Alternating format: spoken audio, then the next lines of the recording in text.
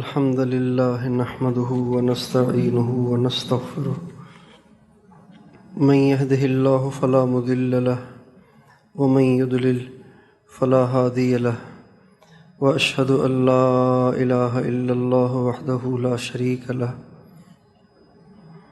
وأشهد أن سيدنا ونبينا وحبيبنا وشفيعنا وقرة أعيننا محمدا عبده ورسوله صلی اللہ تبارک و تعالی علیہ وعلی آلہ واصحابہ وازواجہ وذریتہ وبارک وسلم تسلیما کثیرا اما بعد فاعوذ باللہ من الشیطان الرجیم بسم اللہ الرحمن الرحیم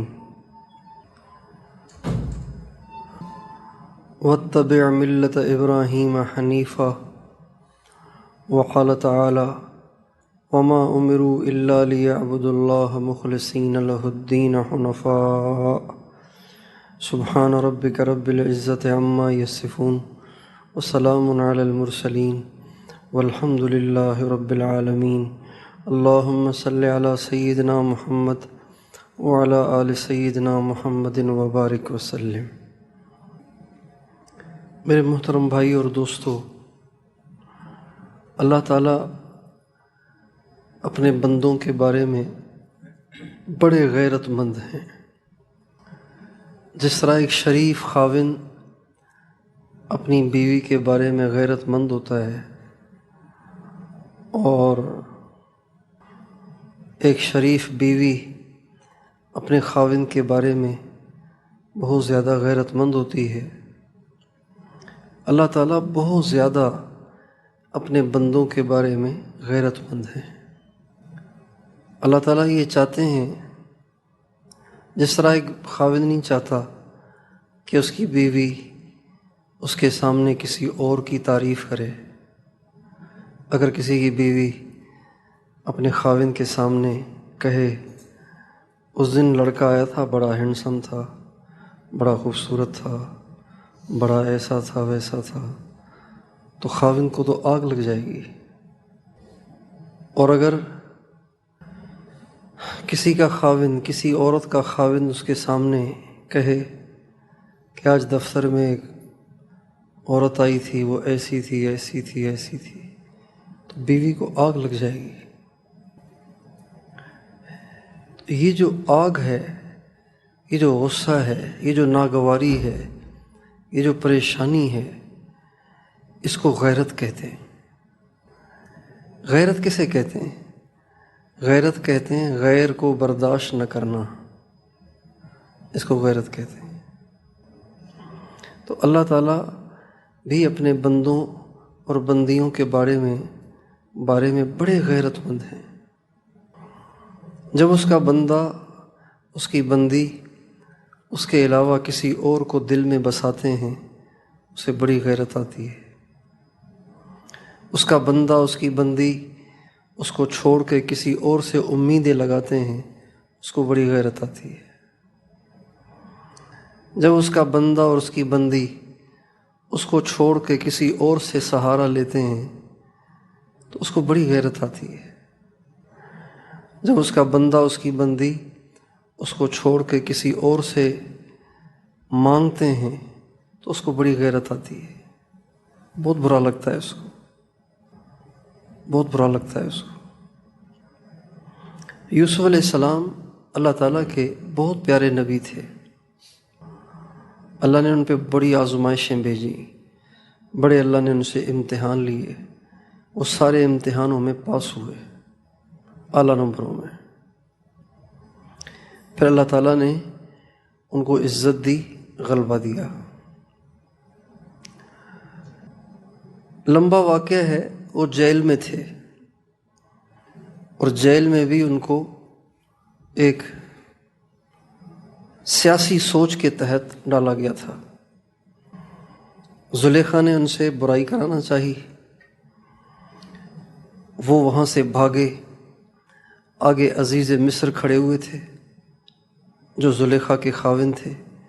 تو عورت چونکہ مکار ہوتی ہے، اس نے ایک دم کہہ دیا، پکڑیں اس کو، یہ آپ کی بیگم کے ساتھ حرکت کرنے لگا تھا، حالانکہ ساری شرارت تو اسی کی تھی، اور الٹا حضرت یوسف پہ الزام لگا لیا۔ تو عزیز مصر بہت پریشان ہوا کہ یار اس کو تو ہم نے کتنی محبت دی۔ یوسف علیہ السلام نے کہا نہیں، ایسے نہیں ہے، یہ جھوٹ بول رہی ہے۔ اس نے کہا میں کیسے یقین کروں؟ تو اللہ کی شان، اس وقت ایک دودھ پیتا بچہ تھا، وَشَهِدَ شَاهِدٌ مِّنْ أَهْلِهَا، ایک دودھ پیتا بچہ ایک گھوڑے میں جھول رہا تھا، وہ بول اٹھا۔ اس نے کہا عزیز مصر فیصلے میں جلدی نہ کرنا۔ بچے نے کہا فیصلے میں جلدی نہ کرنا، دیکھو قمیص کس کی کہاں سے پھٹی ہوئی ہے۔ اگر یوسف کی قمیص آگے سے پھٹی ہوئی ہے تو یوسف کی شرارت ہے، اور اگر یوسف کی قمیص پیچھے سے پھٹی ہوئی ہے تو تیری بیوی کی شرارت ہے۔ یہ کہہ کے دودھ پیتا بچہ دوبارہ دودھ پینے لگ گیا۔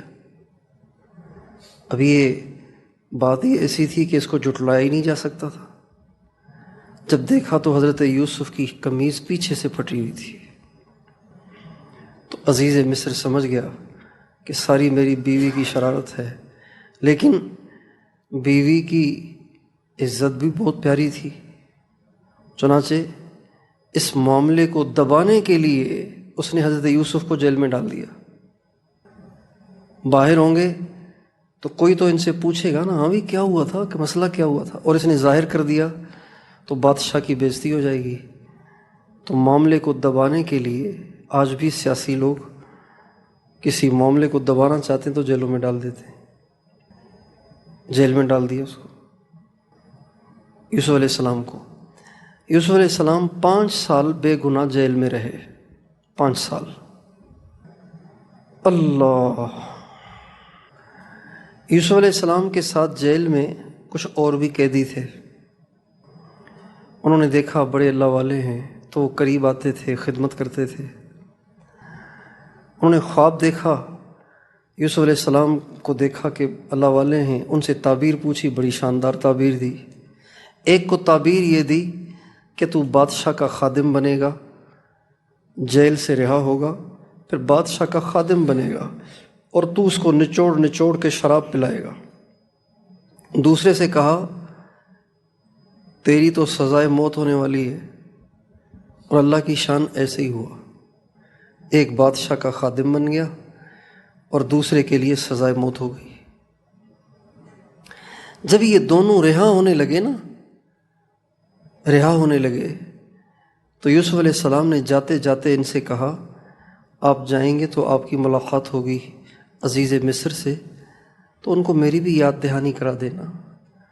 اس نے تو اپنی عزت بچانے کے لیے مجھے جیل میں ڈالا تھا، 5 سال ہو گئے، بھول ہی گیا مجھے، وہ میرا تو کوئی قصور نہیں ہے، تو تم یاد دہانی کرا دینا، شاید بھول گیا ہو۔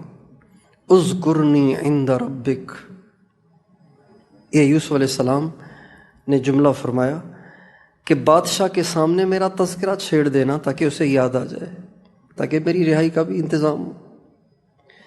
ادھر وہ قیدی جس کو حضرت یوسف علیہ السلام نے فرمایا اذکرنی عند ربک، میرا بھی تذکرہ کرنا عزیز مصر کے سامنے، ادھر وہ قیدی باہر نکلا اور ادھر سے حضرت جبریل جیل کے اندر آ گئے،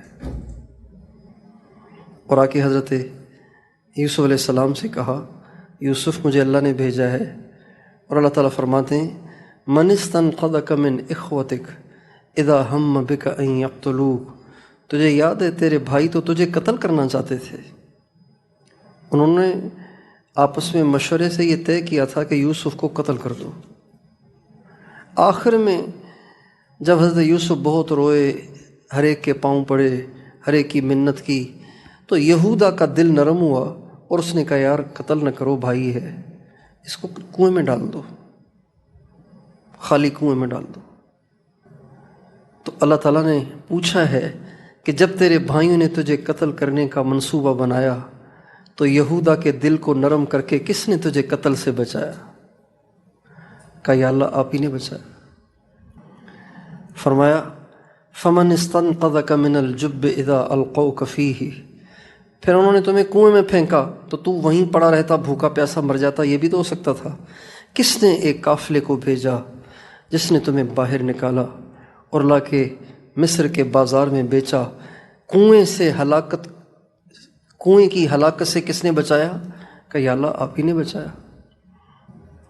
فرمایا فمن استنقذک من المرأة اذ ہمت بک، زلیخا نے تجھے گندا کرنا چاہا، وہاں تجھے کس نے بچایا؟ کہا جی آپ نے بچایا۔ فرمایا پھر آج تمہیں کیا ہو گیا کہ تم میرے غیر سے امید لگاتے ہو؟ مجھے نہیں کہہ رہے، رہا ہونے والے قیدی سے کہہ رہے ہو کہ بادشاہ کو یاد دہانی کرو، ایسے تو نہ کرو۔ یوسف علیہ السلام کو تنبہ ہوا اور فرمانے لگے کلمۃ تکلم بہا لسانی، یا اللہ معاف کر دے، زبان سے نکل گئی بات۔ اللہ تعالیٰ نے فرمایا میری عزت کی قسم، تیرے اس بول کی وجہ سے تجھے 7 برس اور جیل میں رکھوں گا۔ پہلے رہے کتنے سال، اور اس بول کی وجہ سے کتنے سال رہے؟ 7 سال۔ ہمارے نبی کا ارشاد ہے اللہ میرے بھائی یوسف پہ رحم کرے، اگر وہ یہ جملہ نہ کہتے تو ان کی رہائی کا وقت بھی آ گیا تھا۔ اللہ تعالیٰ اپنے بندوں کے بارے میں بڑے غیرت مند ہیں۔ جب اس کے بندے اس کے غیر سے محبت کے دعوے کرتے ہیں، اس کے غیر سے محبت کا دم بھرتے ہیں، اس کے غیر پہ مرتے فدا ہوتے ہیں اور اس کے غیر کو دل میں بساتے ہیں، اللہ کو کتنی غیرت آتی ہوگی، کتنا غصہ آتا ہوگا۔ اس لیے اللہ تعالیٰ اپنے ہر بندے سے یہ چاہتے ہیں کہ بس یہ میرا ہی رہے، میرے سوا کسی کا نہ ہو۔ اس لیے شریعت اسلام میں سب سے بڑی نیکی توحید ہے۔ نماز بھی نہیں ہے، حج عمرہ بھی نہیں ہے، زکوٰۃ خیرات بھی نہیں ہے، سب سے بڑی نیکی ہے توحید، صرف اللہ اور کوئی نہیں۔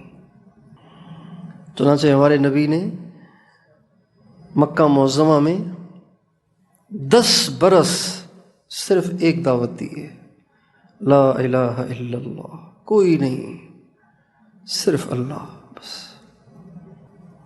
کوئی نہیں۔ لا الہ الا اللہ کے مفہوم میں ہم تھوڑا سا غور کریں کہ لا الہ الا اللہ کا مفہوم کتنا زبردست ہے، کتنا پاکیزہ ہے، اور اپنی زندگیوں میں ہم غور کریں کہ ہم نے کتنے الہ بنائے ہوئے ہیں۔ صرف کسی مندر میں جا کے مورتی کے سجدہ کرنے کو الہ بنانا نہیں کہتے، الہ بنانے کی اور بھی بہت صورتیں۔ کسی کی وجہ سے حرام کو حلال سمجھ کے کرنا، یہ الہ بنانا ہے۔ کسی کی وجہ سے حرام کو حلال کی طرح سے کرنا، یہ الہ بنانے کی ایک صورت ہے۔ عدی بن حاتم تائی کے بیٹے عیسائی تھے، آپ علیہ السلام کے پاس آئے۔ آپ علیہ السلام نے فرمایا عدی، کیا تم لوگوں نے اپنے علماء کو اپنا معبود نہیں بنایا؟ اس نے کہا کہ یا رسول اللہ، اللہ تعالیٰ قرآن پاک میں فرماتے ہیں کہ عیسائیوں نے اپنے علماء کو اپنا رب بنا دیا، تو ہم نے تو رب نہیں بنایا، ہم نے تو کسی عالم کو سجدہ نہیں کیا، تو اللہ تعالیٰ کیسے کہتے ہیں قرآن میں؟ تو آپ نے فرمایا کیا تم نے ان کے کہنے پر حرام کو حلال نہیں کیا؟ انہوں نے حرام کو حلال کہہ دیا پیسے لے کے، تم نے بھی کہا ٹھیک ہے حلال ہے، تو یہ بھی تو معبود بنانا ہے، یہ بھی تو رب بنانا ہے۔ آج ہم اور آپ غور کریں، ہماری زندگی میں کتنے معبود ہیں، کتنے معبود ہیں، معبودوں کی بھرمار ہے۔ اللہ تعالیٰ کو کتنی غیرت آئے گی۔ اللہ تعالیٰ یہ چاہتے ہیں کہ میرے بندے کے سامنے میرے سوا کچھ نہ ہو، کوئی نہ ہو۔ آپ اندازہ لگائیں کہ ابراہیم علیہ السلام کو بڑھاپے میں اللہ نے اولاد دی، حضرت اسماعیل علیہ السلام 86 سال کے تھے جب بیٹا ہوا، اور جو ہی بیٹا ہوا تو ایک گود آباد ہو گئی ہے بڑھاپے میں آ کر، اور گھر ایک روشن سا لگنے لگا ہے۔ جب گھر میں اس گھر میں جس میں زندگی بھر کبھی بچہ نہ ہو تو وہ گھر تو اجڑا اجڑا لگتا ہے نا، پھر اس گھر میں بچہ آ جائے تو وہ گھر روشن روشن لگتا ہے۔ تو جو گھر ساری زندگی اجڑا رہا ہے، اب اس گھر میں بچہ آ گیا ہے اور اس گھر میں ہری بھری گود آ گئی ہے، تو اللہ تعالیٰ نے فرمایا بیوی کو اٹھاؤ، بچے کو اٹھاؤ، چھوڑ کے آؤ، اور چھوڑ کے بھی ایسی جگہ آؤ جہاں پہ کوئی اور نہ ہو، بس یہی ہو صرف، اور آبادی بھی کوئی نہ ہو، پانی بھی نہ ہو، درخت اور پھل اور سبزیاں بھی نہ ہوں، کچھ نہ ہو۔ چنانچہ جا کے چھوڑ کے آ گئے، جہاں آج مکہ معظمہ آباد ہے وہاں چھوڑ کے آ گئے، اور پھر واپس آ گئے، چھوڑ کے واپس آ گئے۔ بڑا دردناک واقعہ ہے، بڑا دردناک واقعہ ہے۔ جب ان کو اونٹ سے اتارا تو یہ نہیں کہ کچھ دیر خود ان کے ساتھ بیٹھے، کچھ آرام کیا، کچھ گپ شپ لگائی، 1 گھنٹے کی ترغیب دی اور ذہن بنایا کہ بیگم بس اللہ کا حکم ہے، لہٰذا اب تم نے یہاں رہنا ہے، صبر کرنا ہے، اور یہ ہمیشہ نہیں رہے گا، یہ حالات چلے جائیں گے، جیسے ہم لوگ گھر والوں کو سمجھاتے ہیں۔ ایسے نہیں کیا، بولنے کی بھی اجازت نہیں تھی۔ اللہ تعالیٰ نے فرمایا وہاں پہنچ کر ان کو اونٹنی سے اتار کے خود اونٹنی پہ بیٹھ کے اف کیے بغیر، ہاں ہوں کیے بغیر واپس آ جاؤ۔ جب ان کو اتار کر خود اونٹ پہ بیٹھ کے جانے لگے تو بیگم نے کہا آپ کہاں؟ ان کو تو ذہن میں نہیں تھا کہ یہاں چھوڑنے آئے ہیں ہمیں، آپ کہاں؟ تو بولنے کی اجازت ہی نہیں، خاموش، اور اونٹنی کو اشارہ کر کے چلنا شروع کر دیا۔ اب چل بھی رہے ہیں، حضرت ہاجرہ ساتھ ساتھ دوڑ رہی ہیں۔ اونٹ کا قدم بہت بڑا ہوتا ہے نا، تو اونٹ تو چل رہا تھا، حضرت ہاجرہ دوڑ رہی تھی۔ حضرت اسماعیل کی گردن جھکی ہوئی ہے۔ حضرت ہاجرہ کہہ رہی ہیں ابراہیم کوئی بے ادبی ہو گئی ہے، کوئی گستاخی ہو گئی ہے، کوئی نافرمانی ہو گئی ہے، معاف کر دیں۔ کہاں؟ کیسے چھوڑ کے جا رہے ہیں؟ کس کے حوالے کر کے جا رہے ہیں آپ ہمیں؟ حضرت ابراہیم خاموش، بول ہی نہیں رہے، اتنے سخت ہو گئے، ایسے لگ رہا ہے جیسے سخت ہو گئے۔ تو بی بی ہاجرہ کے دل میں اللہ کی طرف سے یہ بات آئی کہ یہ تو ابراہیم خلیل اللہ ہیں، اللہ کے نبی ہیں، رسول ہیں، تو یہ اتنا بڑا ستم تو نہیں کر سکتے، نبی تو اتنا بڑا ستم اور ظلم نہیں کر سکتا، اور نبی تو اتنا سخت نہیں ہوتا کہ معافی مانگو تو معاف بھی نہ کرے، تو کہیں اللہ کا حکم تو نہیں ہے؟ تو کہا ابراہیم اللہ نے تو نہیں کہا، اللہ امرک، اللہ نے تو نہیں کہا۔ تو ابراہیم علیہ السلام کو بولنے کی تو اجازت نہیں تھی نا، تو سر ہلا کے کہا ہاں اللہ نے کہا ہے، اس لیے چپ ہوں، ورنہ دل میرا بھی نہیں کرتا کہ تمہیں چھوڑ کے جاؤں۔ کہہ نہیں رہے زبان حال سے، سر ہلایا، ہاں اللہ نے کہا ہے۔ تو واہ واہ، حضرت ہاجرہ کہ کیا کہنے، فرمانے لگیں اچھا ٹھیک ہے آپ جائیں۔ اذن لا یضیعن اللہ، جس نے آپ کو ہمیں یہیں چھوڑ جانے کا، بے سر و سامان اور تنہا بے یار و مددگار چھوڑنے کا کہا ہے، وہ ہمیں ضائع نہیں کرے گا۔ پھر آپ نہیں ہیں، وہ ساتھ ہے۔ کئی برس کے بعد اللہ تعالیٰ نے اجازت دی کہ جاؤ جا کے اسماعیل کو دیکھ کے آؤ، لیکن اس کے گلے پہ چھری پھیر کے آؤ۔ ہمارے نبی کا ارشاد ہے اشد الناس بلاء الانبیاء ثم الامثل فالامثل، سب سے زیادہ باریکی کے ساتھ اللہ تعالیٰ انبیاء کو چیک کرتے ہیں۔ ایک سرسری چیک کرنا، پیپر اگر سر سے چیک کیا جائے تو بہت ساری غلطیاں ہوتی ہیں لیکن وہ درگزر ہو جاتی ہیں، لیکن اگر ایک ایک لفظ کو پڑھ پڑھ کے چیک کیا جائے تو غلطیاں بہت ساری نکلتی ہیں نا، اور زیادہ غلطیاں نکلیں تو پھر زیادہ۔ تو اللہ تعالیٰ سب سے زیادہ باریک بینی کے ساتھ انبیاء کو چیک کرتا ہے، آزماتا ہے، بہت گہرائی کے ساتھ آزماتا ہے۔ چنانچہ فرمایا جاؤ جا کے ذبح کر کے آؤ، اور وہ بھی چل پڑے، ٹھیک ہے ذبح کر کے آ جاؤں گا۔ لمبا واقعہ ہے، آپ نے سنا ہو،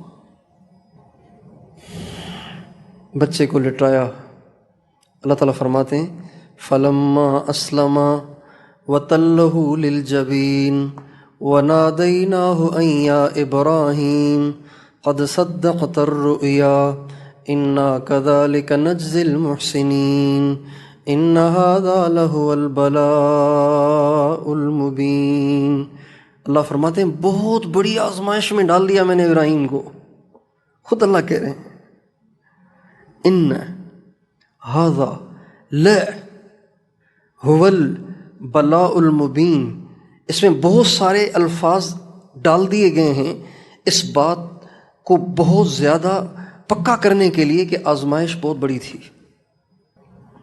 اگر یوں کہتے ان ھذا بلاء مبین یہ بھی ٹھیک تھا، وہی مطلب ہے، لیکن اس میں وہ شدت نہیں ہے۔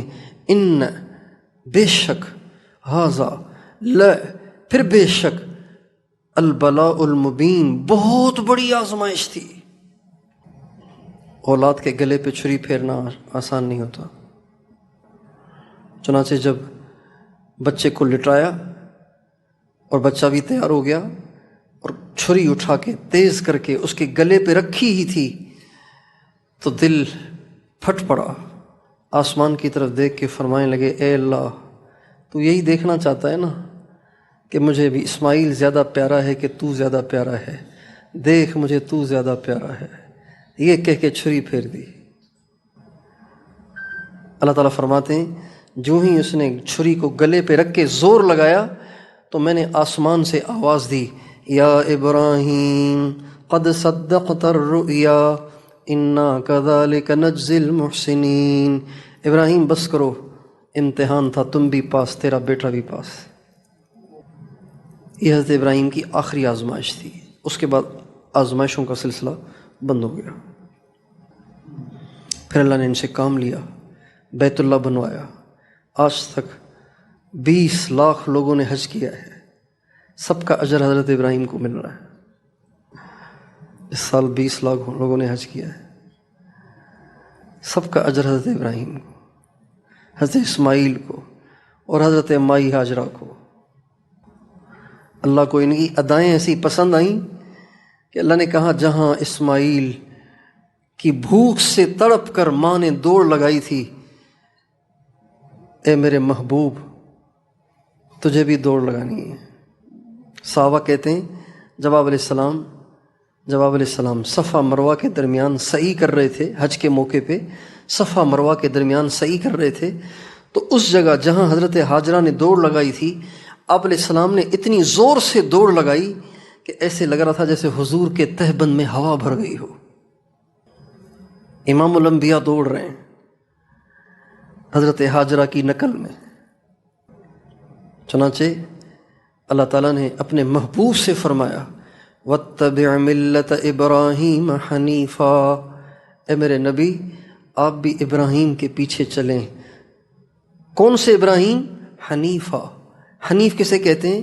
حنیف اسے کہتے ہیں جو ہر طرف سے کٹ کر ایک ہی کا ہو کر رہ گیا ہو، اس کو حنیف کہتے ہیں۔ عربی میں حنیف اسے کہتے ہیں جو کسی کا نہ ہو، صرف ایک کا ہو۔ اے میرے نبی آپ بھی حضرت ابراہیم کی طرح ہو جائیں، جیسے وہ کسی کے نہیں تھے آپ بھی ایسے ہو جائیں۔ یہ اصل توحید ہے۔ اس لیے ہمیں اپنی زندگی میں اس بات کو مد نظر رکھنا چاہیے کہ میرا رب دیکھ رہا ہے کہ میں اور تو کہیں نہیں جا رہا ہوں، اور تو کسی کو اپنا کارساز نہیں مان رہا ہوں، اور تو کسی کو اپنا حاجت روا نہیں سمجھ رہا ہوں، اور تو کسی کا سہارا نہیں لے رہا ہوں، اور تو کسی کو اپنا معبود نہیں بنا رہا ہوں، اور تو کسی کو دل میں نہیں بسا رہا ہوں، اللہ دیکھتا ہے۔ اور جو اوروں سے امیدیں باندھتے ہیں نا وہ ذلیل ہی ہوتے رہتے ہیں، دھکے ہی کھاتے رہتے ہیں۔ جو اللہ سے امیدیں لگاتے ہیں ان کے ہمیشہ بیڑے پار ہوتے ہیں۔ آپ علیہ السلام غار حرا میں آ کر پناہ گزین ہوئے ہیں۔ حضرت ابوبکر صدیق آپ کے ساتھ ہیں۔ جمعے کی رات تھی جب آپ نکلے تھے، شب جمعہ میں نکلے تھے مکے سے، اور آ کے غار کے اندر پناہ گزین ہو گئے۔ صبح ہوئی، قریشیوں نے دیکھا کہ محمد، ارے وہ تو نکل گئے، پکڑو بھائی۔ چل پڑے، ڈھونڈ ڈھانڈ، پیری، وہ جو پیری جو پیروں کے نشان دیکھ کے جانتے ہیں نا کہ کہاں ہیں، ان کو لے کر پہنچتے ڈھونڈتے ڈھونڈتے غار ثور پہ پہنچ گئے۔ اب وہاں پہنچے تو وہاں پہنچ کے کہہ رہے ہیں کہ پاؤں تو یہیں تک آ رہے ہیں، آگے کہاں گئے؟ آسمان پہ چلے گئے کیا؟ جبکہ آپ وہیں تھے مگر نیچے پتھر کے نیچے تھے، پتھر کے نیچے تھے، وہیں تھے، پتھر کے نیچے تھے۔ غار کی جو شکل تھی وہ کچھ ایسی تھی کہ اوپر سے ڈھکی ہوئی تھی، نیچے سے کھلی ہوئی تھی، اس لیے آپ علیہ السلام بھی لیٹ کے اندر داخل ہوئے تھے۔ جب وہ آ کے کھڑے ہوئے تو اب آپ علیہ السلام، حضرت ابوبکر صدیق دونوں دیکھ رہے ہیں ان کے پاؤں، یہ ان کے پاؤں ہیں، باتیں کر رہے ہیں، وہ بھی سن رہے ہیں، پاؤں بھی ان کے دیکھ رہے ہیں۔ تو حضرت ابوبکر صدیق کو گھبراہٹ شروع ہو گئی۔ کس بات کی؟ کہ اگر یہ اندر داخل ہو گئے تو اتنے سارے حضور کو کچھ کر دیں گے تو میں کیا کر سکوں گا، میں تو اکیلا آدمی ہوں، کیا ہوگا؟ گھبرانے لگے۔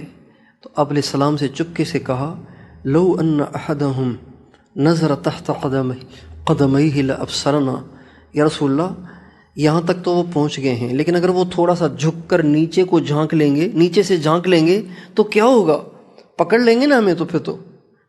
آپ نے فرمایا، ما ظنک یا ابا بکر باثنین اللہ ثالثہما، ابو بکر تیرا کیا گمان ہے ان دو کے بارے میں جن کے ساتھ تیسرا اللہ ہے۔ مکے سے 5000 فٹ کی بلندی پر چڑھ کے آ گئے، لیکن جھک کے نیچے نہیں دیکھ رہے کہ اندر ہیں کہ نہیں۔ کون ہے جو ان کے اس خیال کو روکے ہوئے ہے؟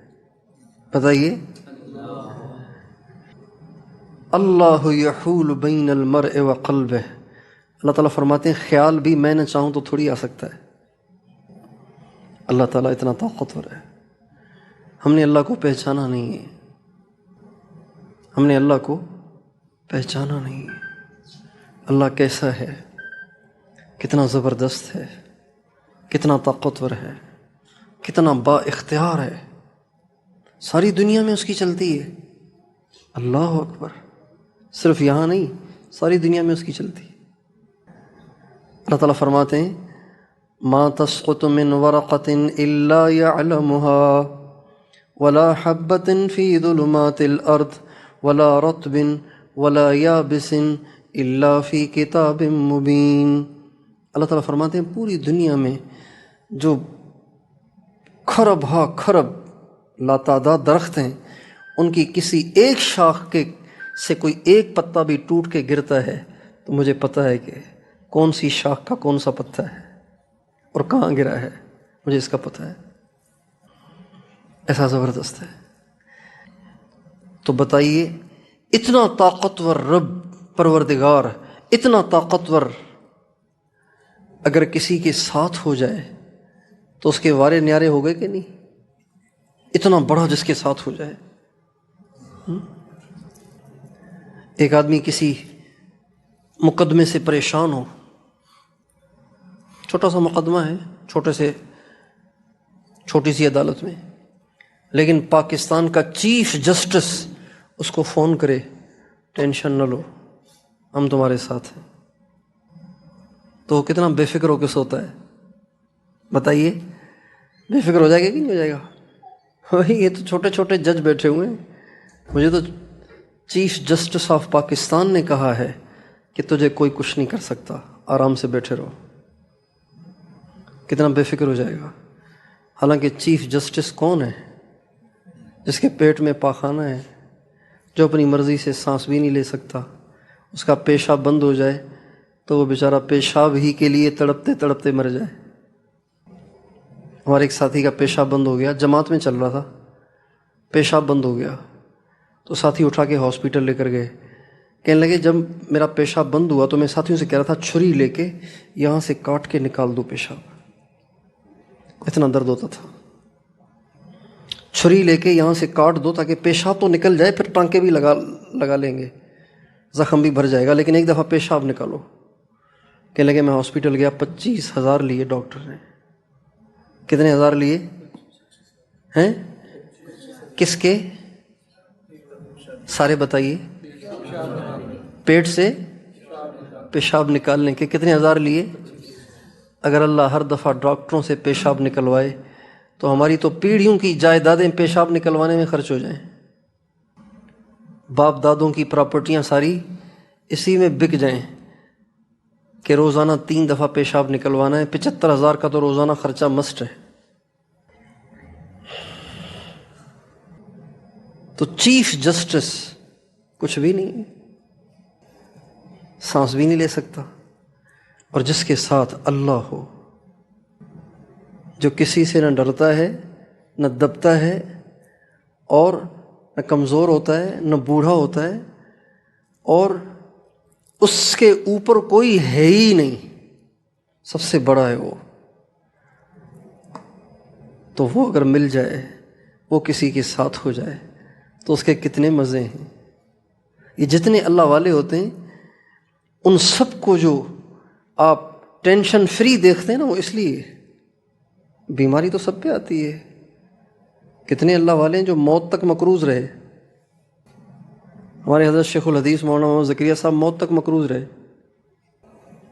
حضرت سید طاء شاہ بخاری رحمۃ اللہ علیہ مرتے دم تک کرائے کے مکان میں رہے، اپنا مکان نہیں لے سکے، چھوٹا سا گھر، 1 کمرہ، وہ بھی کرائے کا، ساری زندگی اس میں گزار دی، لیکن وہ ٹینشن فری ہوتے ہیں اس لیے کہ بہت بڑا ان کے ساتھ ہے۔ اللہ کو ہم نے پہچانا نہیں۔ اللہ اللہ ہے، کیسا ہے ہم سمجھ ہی نہیں سکتے، کس سے تشبیہ دیں؟ وہ ورا الورا ہے۔ تو دل میں تو آتا ہے سمجھ میں نہیں آتا، تو دل میں تو آتا ہے سمجھ میں نہیں آتا، میں جان گیا بس تیری پہچان یہی ہے۔ اللہ اللہ ہے، کوئی نہیں اس جیسا۔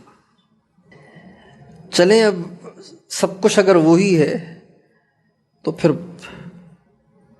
اس تک رسائی کیسے ہو؟ کہاں ہے وہ؟ کہاں جانا پڑے گا؟ اگر وہ دور ہے تو پھر تو ہمارے پاس تو پیسے بھی نہیں ہیں، کسی باہر ملک رہتا ہے تو ہمارے پاس تو پاسپورٹ بھی نہیں ہے، ویزے کے پیسے بھی نہیں ہیں، ٹکٹ کے پیسے بھی نہیں ہیں، کہاں ہیں وہ؟ تو اللہ تعالیٰ فرماتے ہیں وَنَحْنُ أَقْرَبُ إِلَيْهِ مِنْ حَبْلِ الْوَرِيدِ، دور نہ جاؤ، میں تیرے اندر ہوں۔ میں کہاں ہوں؟ تیرے باہر نہیں، تیرے اندر ہوں، میں تیرے اندر ہوں۔ ہمارے نبی کے صحابہ نے، چونکہ اسلام کا ابتدائی دور تھا نا، تو ساری معلومات تو نہیں تھی، اللہ کا پورا تعارف نہیں تھا، تو صحابہ نے پوچھا آپ علیہ السلام سے، یا رسول اللہ اقریب ربنا فنناجیہ ام بعید فننادیہ، یا رسول اللہ اللہ ہے کہاں؟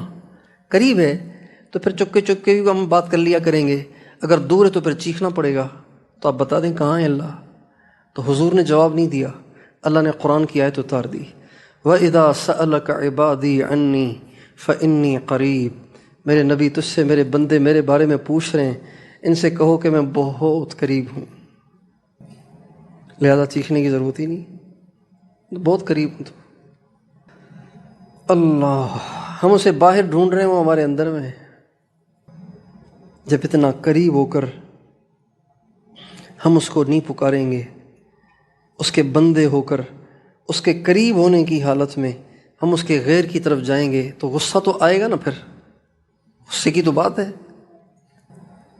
بیگم خاوند کے پاس بیٹھی ہوئی ہے، پہلو میں بیٹھی ہوئی ہے، اور فون کر رہی ہے کسی یار کو، یہ تو پھر ناقابل برداشت چیز ہے یہ۔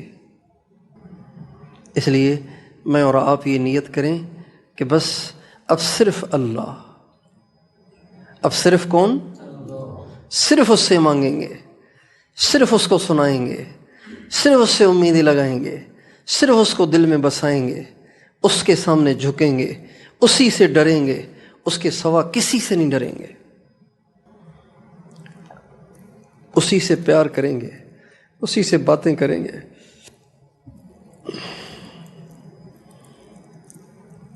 اللہ سے باتیں کرنے میں بڑا مزہ ہے، اللہ سے باتیں کرنے میں بھی بڑا مزہ ہے۔ 2:30 بجے کا ٹائم ہو، آج کل کے حساب سے 2:30 بجے، گھپ اندھیرا ہو، مصلی بچھا ہوا ہو اور جھولی پھیلی ہوئی ہو اور دل دکھوں سے بھرا پڑا ہو، اور آپ دل کھول کے اللہ کو سنائیں، بڑا مزہ ہے اس میں۔ صبح تک ایسے لگتا ہے جیسے کوئی غم تھا ہی نہیں، دور ہو نہ ہو اس کا بوجھ اتر جاتا ہے۔ دور تو اللہ اپنی حکمت سے کرتا ہے، دور تو اللہ اپنی حکمت سے کرتا ہے۔ تو کیا خیال ہے، اللہ کو مقصد بنائیں گے؟ اور اللہ پاک تک رسائی کا ذریعہ کیا ہے؟ وہ صرف ایک ہے۔ کسی گھر میں داخل ہونے کے کئی دروازے بھی ہوتے ہیں نا، ایک ادھر سے، ایک بیک سائڈ سے، ایک گھر کے کئی دروازے ہو سکتے ہیں۔ اللہ تک رسائی کا دروازہ صرف ایک ہے، اس کا نام محمد مصطفیٰ ہے علیہ الصلاۃ والسلام، صرف ایک۔ وہاں جانا ہے تو ان کی غلامی کے ساتھ داخل ہو جاؤ، اور غلامی ایک دو چیزوں میں نہیں ہوتی، غلامی ہوتی ہے ہر کام میں، غلامی ہر کام میں ہوتی ہے۔ اگر ہم غلام بننا چاہتے ہیں تو یہ طے کریں کہ زندگی کا کوئی بھی کام اپنے نبی کا طریقہ معلوم کیے بغیر نہیں کریں گے۔ یہ کر لیں تو آپ غلام ہیں۔ سر سے لے کے پاؤں تک 24 گھنٹے کی زندگی میں، دن بھی اور رات بھی، خوشی اور غم بھی، تجارت اور زراعت اور معاملات اور معاشرت بھی، زندگی کا کوئی بھی کام ایسے نہیں کریں گے جیسے کرنے کی آپ کو عادت ہے، ایسے بھی نہیں کریں گے جیسی دنیا کر رہی ہے، ایسے بھی نہیں کریں گے جیسا آج کل فیشن چل رہا ہے، بلکہ ایسے کرنا ہے کہ آپ پہلے پوچھیں گے کہ اس میں میرے آقا کی سنت کیا ہے، اس میں میرے آقا کا طریقہ کیا ہے، اس کو معلوم کریں، اس کو فالو کریں۔ دنیا اگر شاباش دے تو بھی ٹھیک ہے، اور دنیا لان تان کرے تو اس کو بھی خوشی سے برداشت کریں، اس لیے کہ اگر آپ دین پر چل کر اللہ کے نبی کے غلام بن کر دنیا کا لان تان برداشت کریں تو آپ کو حضرت بلال سے نسبت ہو گئی، آپ کو حضرت خباب سے نسبت ہو گئی، آپ کو صحابہ سے، اہل بیت سے نسبت ہو گئی۔ بلال کو بھی ستاتے تھے اس لیے کہ انہوں نے حضور کا دامن پکڑا تھا، آپ کو بھی ستا رہے ہیں کہ آپ نے حضور کا دامن پکڑا ہے، تو کتنی اچھی مشابہت ہو گئی۔ اور ہمارے نبی کا ارشاد ہے، جس کی جس سے مشابہت ہو جائے قیامت کے دن وہ اس کے ساتھ ہوگا۔ اس لیے فرمایا بے نمازی کا حشر قیامت کے دن فرعون کے ساتھ ہوگا۔ کیوں؟ اس لیے کہ فرعون کو پکارا موسیٰ علیہ السلام نے، هل لك إلى أن تزكى وأهديك إلى ربك فتخشى فأراه الآية الكبرى۔ پکارا موسیٰ علیہ السلام نے، اس نے کہا نہیں، اور اس کو بھی مؤذن پکار رہا ہے، اور یہ کہہ رہا ہے نہیں تو فارغ نہیں ہوں، تو ڈیوٹی ہے، چھٹی نہیں ہے، سیزن چل رہا ہے، طبیعت ٹھیک نہیں ہے، آنکھ نہیں کھلتی، گرمی بہت ہے، سردی بہت ہے، اجازت نہیں ہے۔ بے نمازی کا حشر فرعون کے ساتھ ہوگا، مشابہت ہے۔ اس لیے تو جو سنت پہ چل کر لوگوں کی لان تان سنیں گے، برداشت کریں گے، اس کا حشر کس کے ساتھ ہوگا بتائیے؟ حضرت۔ تو اس لیے میں اور آپ نیت کریں، انشاءاللہ اللہ تک پہنچنے کی کوشش کریں گے، اللہ کو حاصل کریں گے، اللہ سے پیار کریں گے، اللہ کو دل میں بسائیں گے، اور اللہ سے اللہ ہی کو مانگیں گے۔ اللہ سے کس کو مانگیں گے؟ زیادہ دنیا نہ مانگا کریں، اللہ سے مانگا کریں لیکن بہت زیادہ نہیں۔ آپ نہ بھی مانگیں تو بھی جو نصیب میں وہ ملنا ہے، اللہ سے اللہ کو مانگیں۔ کوئی تجھ سے کوئی کچھ مانگتا ہے، میں تجھ سے تجھی کو خدا مانگتا ہوں۔ کوئی تجھ سے کوئی کچھ مانگتا ہے، میں تجھ سے تجھی کو خدا مانگتا ہوں۔ کوئی مجھ سے پوچھے میں کیا چاہتا ہوں، میں اپنے خدا سے خدا چاہتا ہوں۔ وہ ہو جائے میرا، میں ہو جاؤں اس کا، یہی رات دن میں دعا مانگتا ہوں۔ صرف اللہ سے اللہ کو مانگیں۔ اللہ مل گیا تو سب کچھ مل گیا، اور اگر اللہ نہ ملا تو یہ پتھروں کے گھر اور یہ ٹین کی گاڑیاں اور یہ کاغذ کے نوٹ کب تک ساتھ رہتے ہیں؟ بڑے دیوانے ہیں ہم، بہت گھاٹے کا سودا کر رہے ہیں، اللہ کو چھوڑ کے کرسی کے پیچھے پڑے، اللہ کو چھوڑ کے کاغذ کے نوٹوں کے پیچھے پڑے ہوئے۔ ہماری مثال بالکل اس ناسمجھ بچے کی سی ہے کہ جس کے ہاتھ میں 10 کروڑ کا چیک ہے اور وہ لہراتا ہوا کھیلتا ہوا گھر کے گیٹ پہ آ گیا، اور کوئی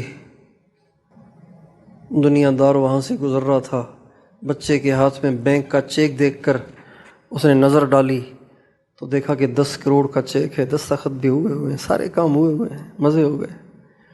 اس نے جیب سے ایک چاکلیٹ نکالا، بہت مہنگا چاکلیٹ تھا، 150 روپے کا چاکلیٹ تھا، 200 روپے کا چاکلیٹ تھا۔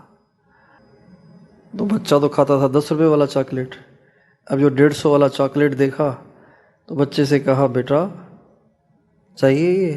ہاں، کہ بھئی یہ کاغذ دے دو مجھے، لے لو، یہ تو پھیکا سا ہے، کچھ بھی نہیں ہے، میٹھا بھی نہیں ہے بھی بالکل سفید، یہ تو دیکھو کتنا اچھا ہے، کارٹون بھی بنا ہوا ہے اسٹیکر پہ، میٹھا بھی بہت ہے، بڑا بھی ہے، مزے بھی ہو جائیں گے۔ 10 کروڑ کا چیک دے دیا اور چاکلیٹ دے دیا۔ اللہ کو چھوڑ کر ہم نے شیطان کا پکڑایا ہوا چاکلیٹ لیا ہوا ہے، اللہ کو چھوڑ دیا اور کسی حسین سے یاری لگا لی ہے۔ تو حسین ہمیشہ حسین تو نہیں رہتا، آخر اس کے چہرے پہ جھریاں بھی پڑنی ہیں، آخر اس نے بوڑھا بھی ہونا ہے، اور بوڑھا نہ ہو یہ بھی ہوتا ہے کہ ماں باپ زبردستی کہیں اور رشتہ کر دیتے ہیں، چل پتہ ہی کٹ گیا، اور نہیں تو کسی اور نے پڑھ کے کوئی تعویذ پلا دیے، اس کو چھوڑ کے ان کی دیوانی ہو گئی۔ یہ سب دنیا میں ہو رہا ہے۔ اور یہ بھی ہو سکتا ہے کہ موت ہی نے آ گھیرا، ہارٹ اٹیک ہوا اور مر گئی۔ اس لیے یہ سب شیطان کے دیے ہوئی ٹرافیاں ہیں، چاکلیٹ ہیں، کچھ نہیں ہے ان میں، گندگی کا ڈھیر ہے۔ آپ سارے نوجوان بیٹھے ہیں اور اس وقت دنیا عشق بازار بنی ہوئی ہے۔ کیا یونیورسٹیاں، کیا کالجز، کیا دفتر،